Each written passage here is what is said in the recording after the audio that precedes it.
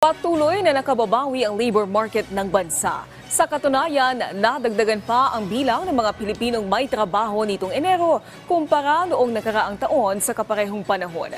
Ang lagay ng ating labor force alamin sa sentro ng balita ni Hazel Pardilla. Halos kalahating taon ding naghanap ng trabaho si Clarence, pero matapos ang matagal na paghihintay, Nakahanap na po ako ngayon ng trabaho.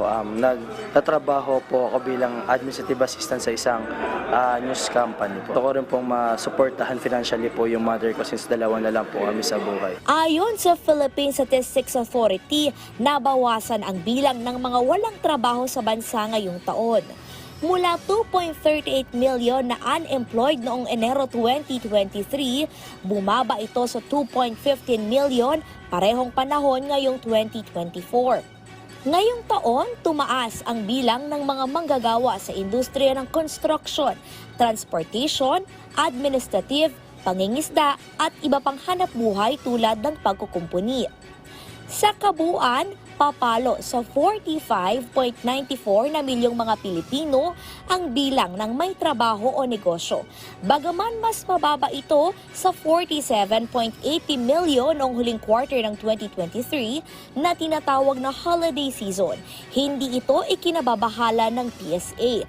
Karaniwan niya itong nangyayari tuwing pumapasok ang bagong taon. Magandang tingnan niya ay ang paglobo ng bilang ng mga empleyado na nagkaroon ng regular na pagkakakitaan. May mga kasama sa bahay, ang households na tumutulong doon sa mga retail stores dahil busy pag fourth quarter, yung bare months. Pero nung January na, hindi na busy, kaya they either nagstay na sila sa bahay to do the household chores, which is yun yung reason, o di kaya sa school na sila.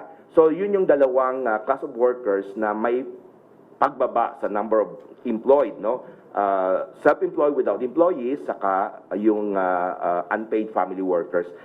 Nangako ang administrasyon ni Pangulong Ferdinand R. Marcos Jr.